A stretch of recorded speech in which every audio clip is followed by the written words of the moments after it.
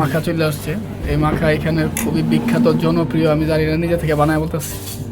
ছাদের উপরে আম্মু পিঠা বানায় শুকাইতে দিয়েছে। জিমের মধ্যে আজকে সকালবেলা জিম করতেছি। এই যে আমি যে এলাকায় থাকি, এটা ছিল আমার স্কুল। তারপর আমি পিঠা বানাতে গেছি, খুব কঠিন কাজ এটা। এই গাইস, আসসালামু আলাইকুম। আশা করি সকলে অনেক বেশি ভালো আছেন, আমিও ভালো আছি।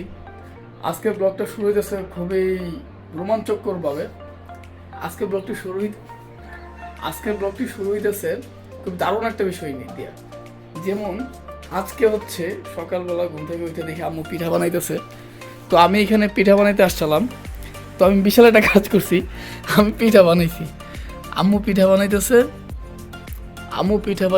অনেকগুলো পিঠা বানাইছে। এটাকে বলে সিরিঞ্জ পিঠা। কার দেশে কী পিঠা বলে আমাকে বলবেন। আমাদের দেশের ভাষায় এটাকে সিরিঞ্জ পিঠা বলে, কারণ এটা বানানো হয় এই সিরিঞ্জ দিয়া। এই পিঠাগুলো আম্মুর একটু হেল্প করবো। সেটা হচ্ছে, গ্রামের তো আপনার মাটির চুলার উপরে কলা পাতায় মেনলি এটা বানায়। তো ওইটা আপনার কলা পাতায় বানানোর পরে এটা পানির উপরে দেয়, মানে এর উপরে দেয় সিদ্ধ হওয়ার জন্য। তারপর হচ্ছে রোদে শুকায়।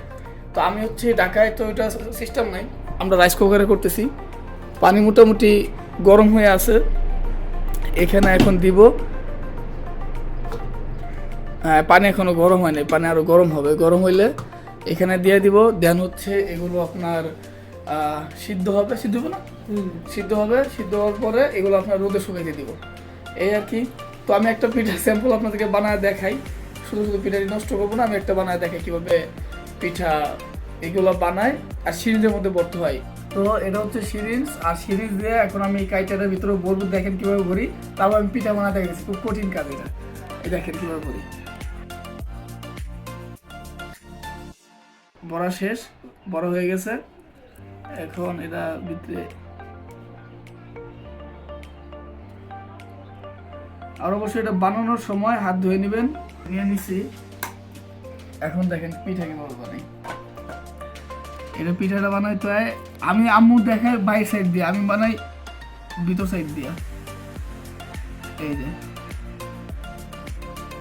বুঝলাম না, এখন ভিডিও বানাইতেছি দেখে সুন্দর হয়েছে, ভিতর সাইড দিয়ে হইতেছে কিন্তু সুন্দর হইতেছে। এই যে এটা এভাবে টিপ দিতে হয় আর এভাবে ঘুরাইতে হয়।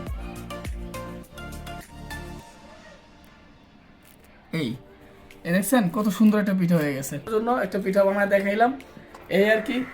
দেন আজকে পিঠা সিদ্ধ দেওয়ার পর শুকানোর পরে আমি আপনাদেরকে দেখাবো যে পিঠা কতগুলো পিঠা হয়েছে। আর সামনে এই পিঠার কালারিং পিঠা করবো। ছাদের উপরে আম্মু পিঠা বানায় শুকাইতে দিয়েছে। এই যে কালারিং করছে, এই যে এটা কালারিং করছে ফুড কালার দিয়া।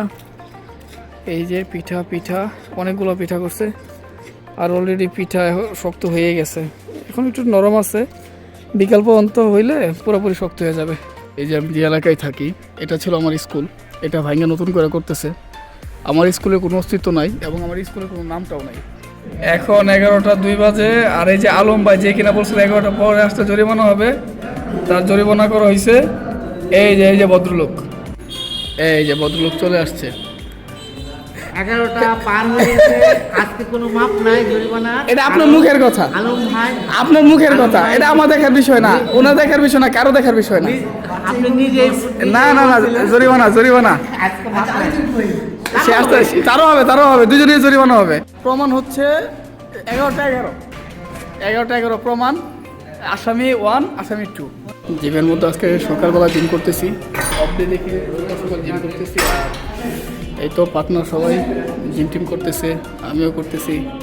আমাদের জিম থেকে এলাকার রাস্তাটা এরকম দেখা যায় এলাকার রাস্তাটা। তো জিম এখান থেকে দুইটা জিনিস খুব সুন্দর। প্রথমত হচ্ছে এখানে একটা হসপিটাল আছে, আর দ্বিতীয়ত হচ্ছে ওই দেখেন এই বাসার ছাদের মধ্যে কি সুন্দর ছাদ বাগান করে রাখছে, যেটা আমার সবচেয়ে পছন্দের বিষয়। এবং ওই যে একটা লাভ হয়ে আছে, এই বিষয়টা আমাদের পছন্দের।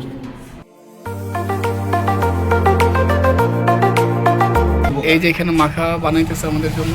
মৌমাছি যে আপনি ব্যথা বলতেছেন না, এখানে আমাদের জন্য মাখা বানানো হইতেছে। চারজন লোকের জন্য বানানো হইতেছে মাখা। মৌমাছি না সুরাই বানাইছে। মাখা চলে আসছে। এই মাখা এখানে খুবই বিখ্যাত, জনপ্রিয়। আমি জানি না, নিজে থেকে বানায় বলতেছি। টেস্ট করতেছে ভাইরা। আলম ভাই অলরেডি, আমারটা আমি টেস্ট করে বলতেছি।